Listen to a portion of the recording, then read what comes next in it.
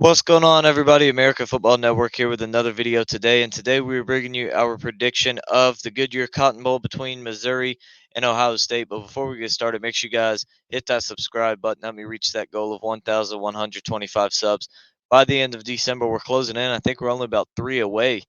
So let's get going on that. Let's exceed that goal and move even farther on with it. Also, check out the description where you'll find links to our shop, podcast, website, patron page and our college football roundup channel that we do with the football expert. Check all that good stuff out. Make sure you hit that notification bell as well. I got a lot of videos coming out, pretty much a video a day all the way up until Christmas Eve, the Saturday, the 23rd, somewhere around there. So definitely all next week. And not only that, we are going to be streaming tons of bowl games. Pretty much every big bowl game we will be streaming. So make sure you guys are ready for that. But let's go ahead and get started with today's video. So we got a big battle here between the SEC and the Big Ten with Missouri and Ohio State. Missouri comes in at 10-2 on the season, 6-2 in the SEC. Ohio State finished 11-1 in the regular season, 8-1 in the Big Ten. That one loss to the Michigan Wolverines, who are the one seed in the college football playoff. So both these teams had a pretty good season. They've especially Missouri kind of came out of nowhere. Ohio State, I would say, they went 11-1, and I would say it was probably a little bit of a disappointing season. You missed the playoff, and you lost to Michigan for the third year in a row. So a little bit of a disappointing season for the Buckeyes. But for Missouri, man, you came out of nowhere. You had a great season. Brady Cook, your quarterback, probably one of the most underrated quarterbacks in the country. I think he's a top 10 QB in the country. He's been great. You have arguably the best running back in the country in Cody Schrader. I think he's probably second behind Ollie Gordon. And then you look at Luther Burden, arguably one of the, I mean, he's a top five receiver in the country. Um, you look at what he's done, almost 1,200 yards this year on 83 catches and eight touchdowns, averaging 14 and a half yards a catch. And Schrader averaging 6 yards a carry with 13 touchdowns with close to 1,500 yards. So, I mean, they've been an offensive juggernaut, and I expect that to continue. But now let's look at some of the opt outs and transfers for these teams. For Missouri, not a long list. They got one transfer. It's the linebacker um, Damian Wilson, linebacker. He only had 45 snaps on the season. And then you look at what the head coach Eli Drinkwitz was pointing out earlier, that he expects everyone on the team to be available except for possibly Ennis Rakestraw. As he is potentially gonna still be out. He was injured. He's one of their starting cornerbacks, but he did specify that includes starting linebacker Teron Hopper, who hasn't played since week 11, and could potentially include starting linebacker Chad Bailey, who was lost for the season in week 5. So those would be two huge pickups for Missouri ahead of this game to get those guys back. You look for Ohio State. Transfer portal for them has been a little bit more busy. Kyle McCord in the portal, the starting QB, wide receiver Julian Fleming. He's entered in. He is their fourth leading receiver, 26 catches for 270 yards on the season. A little bit of a disappointing season for him. And then you look cornerback Jair Brown. He is potentially, or he's in the portal. He only had 48 snaps. Safety Kai Stokes, he only got 10 snaps on the year. Cornerback Cam Martinez, only 28 snaps. DB Ryan Turner, only 27. Running back Evan Pryor, only 31. Defensive end Amari Aber, only 29. Center Vic Cutler, only 21. And running back Chip Trainum, he did have 85 carries on the season for him. He was the guy who scored the winning touchdown at Notre Dame. He's been their second leading rusher on the season, 85 carries, 373 yards, and three touchdowns. So he's been a pretty big part of their run game for sure. With Mayan Williams being injured a good bit for them. You look at opt outs, Mayan Williams is going to be out. He hadn't played since week 8. You look for potential opt outs to watch for Marvin Harrison Jr., the big time wide receiver, Maserati Marv, as Gus Johnson likes to refer to him. Tight end Cade Stover, potentially an opt out. Safety Josh Proctor. Defensive end JT Tuamaloa. defensive tackle Michael Hall Jr., and linebacker Tommy Eichenberg. All of those guys are starters. They could potentially opt out. But some good news for the Buckeyes: wide receiver Emeka Egbuka, defensive end Jack Sawyer, defensive tackle Tyleek Williams, and cornerback Denzel Burke announced that they will play in the Cotton Bowl for Ryan Day and the Buckeyes. Running back Travion Henderson is also expected to return next season and play in the game, but not much heard from any of those guys that I just named um, there. But just kind of speculating. But I would imagine Marvin Harrison is probably gone. I would imagine a guy like Eichenberg and maybe Stover probably play. Tua Maloa is probably going to be gone. So you'll be missing some pieces for sure. When you look at this Buckeyes offense and defensive side of the football, they'll be missing a few pieces on both sides. But nothing that they can't overcome. They got plenty of talent reloaded back there and ready to use. But now on to my biggest three factors for The number one factor for me is the Ohio State opt-outs. I mean, they're going to be starting Devin Brown, who obviously is probably going to be the guy next year, but he hadn't had a whole lot of experience this year. Only 12 of 22 for 197 yards and 2 touchdowns to 1 pick. You look at him rushing the ball, he hasn't, yeah, he doesn't have a carry on this, or yes, he does, 19 carries for 35 yards and a touchdown. Um, so, I mean, not a whole lot of playing time for him in this one. He's had very limited snaps, only 72 on the season, and there was a little bit of injury talk around him, but he should be healthy enough to start the game for him. If he can't start, they may be in some trouble. But I just think the Ohio State opt outs, it may be too much for these guys to overcome.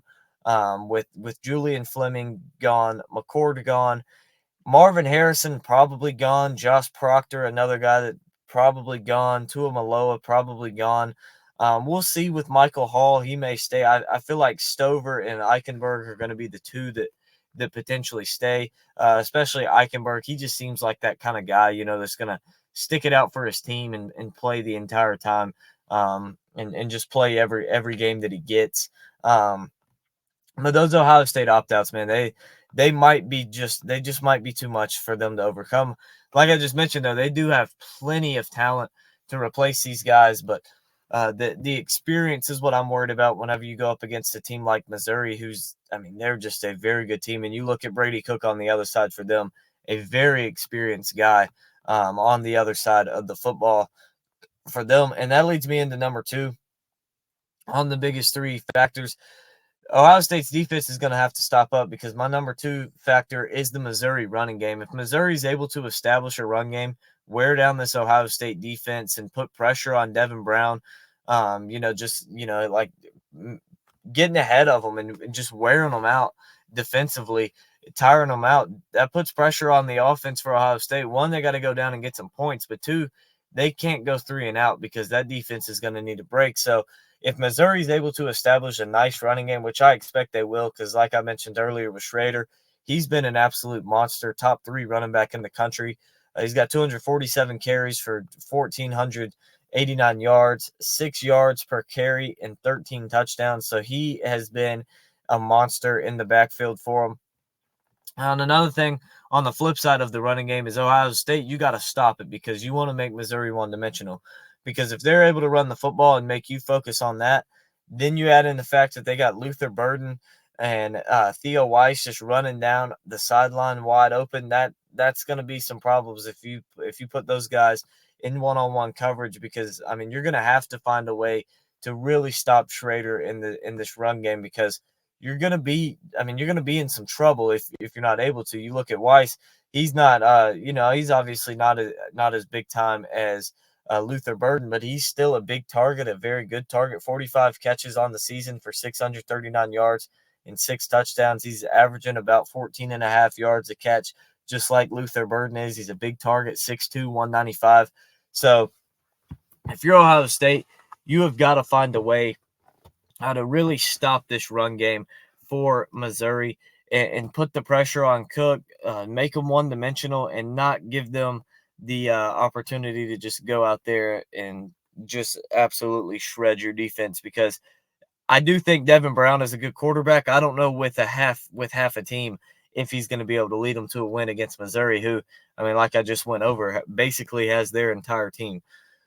And my number 3 factor for this game is Missouri's run defense versus the Ohio State run game. I mean, you got a very inexperienced quarterback coming into play, and you have a very good back and Travion Henderson, 137 carries on the season, 854 yards, 6.2 yards a carry, and 11 touchdowns.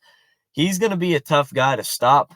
And he's going to be a guy that you need to rely on that's really going to help take the pressure off of um, take the pressure off of Devin Brown and just let him go out there and play freely, knowing that, hey, if I miss this pass on 2nd and 3, that's all right. 3rd and 3, we hand the ball to Henderson. He's going to get us a first down on 8 times out of 10. So you got to be able to establish a run game if you're Ohio State in this one, and really just help your young quarterback out, help him just feel relieved and not as much pressure on him, and relax back there, help to take that off of him. So